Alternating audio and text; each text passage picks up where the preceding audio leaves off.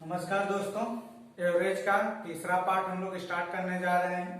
Formula as it board पे लिखा हुआ है। अभी जो कुछ भी हम पढ़ रहे हैं समांतर श्रेणी के लिए औसत निकालना सीख रहे हैं। तो आज हमारा जो टॉपिक है विषम संख्याओं पे आधारित है, उसका पहला टाइप। तो प्रथम तीन विषम संख्याओं का औसत आपसे पूछा जा रहा है। तो प्रथम तीन का मतलब कि विषम संख्या शुरू कहां से हुई है, एक से। तो एक हुआ आपका, तीन हुआ, पांच हुआ। तो प्रथम तीन विषम संख्या हो गई। सॉरी, औसत कितना होगा आपका, तीन होगा। आप यह एक समांतर श्रेणी भी नजर आती है क्योंकि दो लगातार विषम संख्याओं के बीच का जो अंतर होता है वह दो होता है। तो इस तरह से आप पहला पद एक ले लेते हो, अंतिम पद पांच ले लेते हो, डिवाइड बाय 2 करते हो, तो औसत कितना मिला, 3। आगे हमने अगले पार्ट लाइन में लिखा प्रथम चार विषम संख्याओं का औसत बताइए। तो प्रथम चार विषम संख्याओं का औसत के लिए शुरू की चार विषम संख्याएं लिख लीजिए, 1, 3, 5, 7। औसत क्या होगा, तो पहला पद आपका 1 है, अंतिम पद आपका 7 है, डिवाइड बाय 2 है, तो कितना औसत आ गया, 4। तो इन दो एग्जाम्पल से आपने ये पाया कि प्रथम तीन विषम संख्याओं का औसत आपको 3 मिल रहा है। प्रथम चार विषम संख्याओं का औसत आपको 4 मिल रहा है। इसी तरह प्रथम पांच विषम संख्याओं का आप औसत निकालना चाहोगे तो कितना मिल जाएगा दोस्तों, वो होगा 9।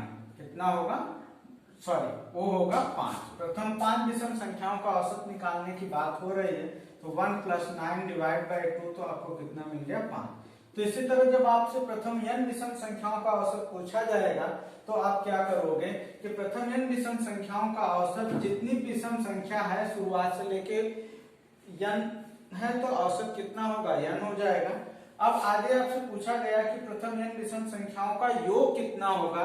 तो प्रथम n विषम संख्याओं का औसत n था, तो योग के लिए पदों की संख्या से मल्टीप्लाई कर दोगे तो n² हो जाएगा। तो इन दोनों फार्मूलों को आपको ध्यान रखना पड़ेगा।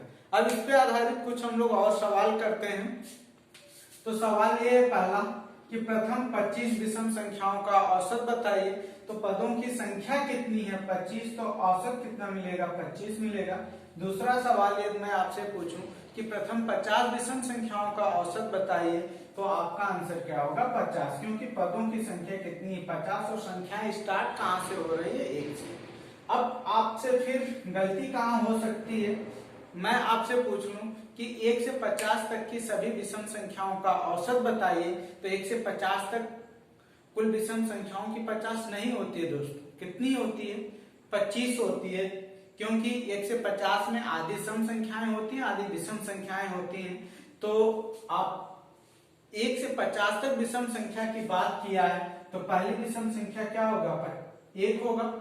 50 तो विषम संख्या होगा नहीं, क्योंकि आपको 50 तक जाना है। तो 50 से जस्ट पहले की विषम संख्या क्या है, 49। तो 1 में 49 ऐड कर दो, डिवाइड बाय 2 कर देते हो, तो औसत कितना मिल जाता है आपको, 25 मिल जाता है।